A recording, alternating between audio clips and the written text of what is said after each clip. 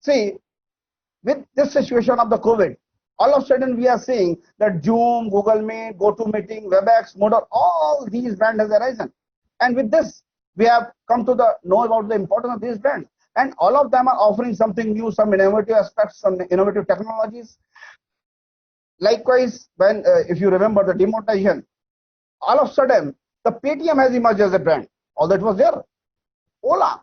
This has created a solution of the affordable and comfortable personal transportation. Oyo rooms.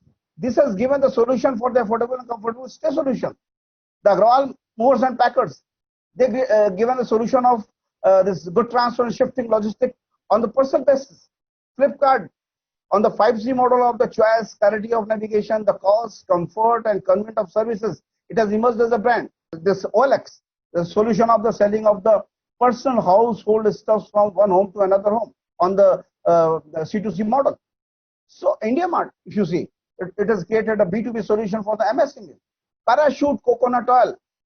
Earlier it was Tata coconut oil when we were in the childhood. Simply what the Parachute has done, they have changed the entire packaging from the tin to plastic. And this has created a convenience to the customer emerged as a brand. And when it has found a problem in a very narrow mouth, they widening its mouth. So these are the things which we must understand. And now the Patanjali, you can take the example of Patanjali. Only two attributes they have concentrated. First is that it's a natural product free from any chemical, and second, it's a Swadeshi product. Shadi.com, it has created the entire scenario where the social gaps of breaking of the families from the joint family to the nuclear family to ultra nuclear family, and the marriage problem has been created, and Shadi.com has just tried to fill up the solution. If you see the example of the Nirma and Ghadi, it has created a solution for serving the lower middle class family. So big multinational companies were there. And now if you see here in Uttar Pradesh, Ghadi is #1 position in the rural market. Likewise on the rural entrepreneurship, you see the best combination of the rural entrepreneurship as well as the women entrepreneurship. The Lijjat Papad example, Shri Mahila Gramodyog, it has empowered the women through the entrepreneurship.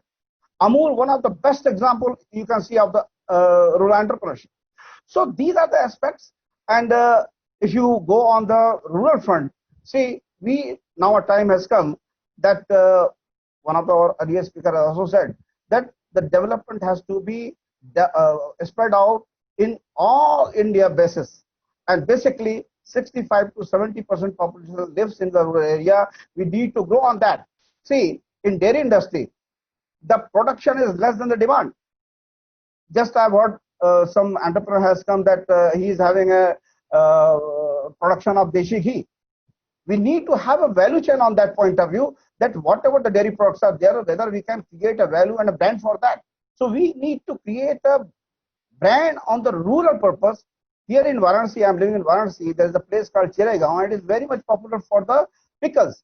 And that is called a Chiraigaon Achar. And this one brand is very much popular in the entire Eastern UP region. Likewise, the pesticide, insecticides, chemical fertilizers, that has created a lot of problem. So what is that? You need organic foods. And there is a growing demand for them. This will come from the rural areas. You cannot grow the fruit and vegetables in the factory. You have to go to the field. And problem is that we have never treated our farmers as an entrepreneur. Although the classical definition of the entrepreneurship, the land, labor, capital, risk taking, it is being used by the farmers from a time ahead, but we have never created. So we need to create farmer as a micro entrepreneurs, and we have to take care of their purpose also. So, and solar, just the non-conventional area. This is one area where the rural areas can be a fertile area for that.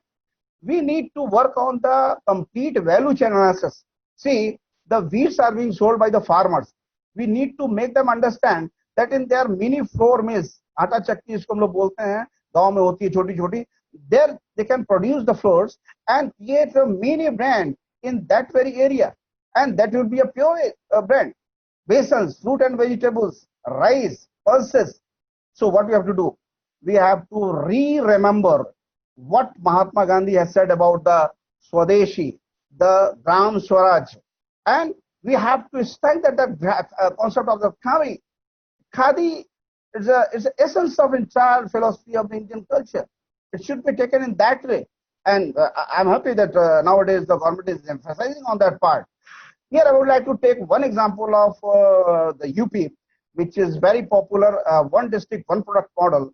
More than 50 districts of UP has been surveyed, mapping has been done, and so many products has been identified. Like in Banas, the Banarsi sari, nearest the Bhadoi area and Mirzapur area, the carpets, and the government emphasizes that just take that product, create some innovation in that, and create an ecosystem of entrepreneurship. If one town is developed, the 100 kilometers periphery of that town developed. So we are not to just only work for the branding of the product, but the branding of the locality and branding of the region also. And that's why the GI, the geographical identification, becomes important. And GI is going to be one of a very prominent brand attribute for any part of the country. In this way, if you see, not only I'm saying about the UP, this model can be replicated in other states of the country also. This can be an international brand. Madhubani painting, the lychee of the Muzaffarnagar, bamboo products and teas of the Assam, the coffee and coir products of the Kerala, different tourist spots. So we have to create this brand ecosystem, but we are just focusing on making the brand on the soft aspect. We need to create an infrastructure for that.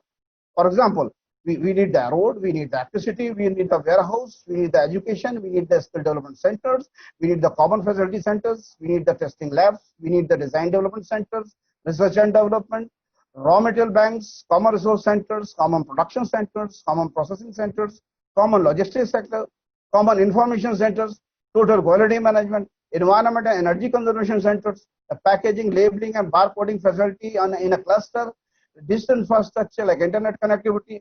So all these things are required, because when these all things will be combined, only then the brand will be supported. And when the brand will be made, these local brands will become a global brand. So again, I would like to just say one thing, that now we have to work hard on the this intellectual property right part, because this is one thing which is going to be infringed on international level also. And if India has to become a global brand through their product patent, process patent, design patents, they have to safeguard their brands so that the brands can become an international brand. And we have seen in past that basmati rice and this neem and tulsi, some attacks has been done to make them patent. And these are the products of India.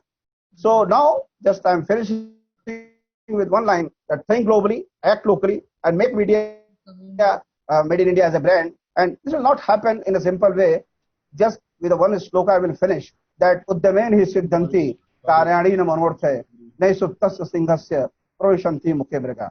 You have to do effort for that. This will not happen automatically. And with the combined effort of all these things, this will happen and will be able to make India as a brand as a whole. I would like to thank the organizers for inviting me over here. Thank you.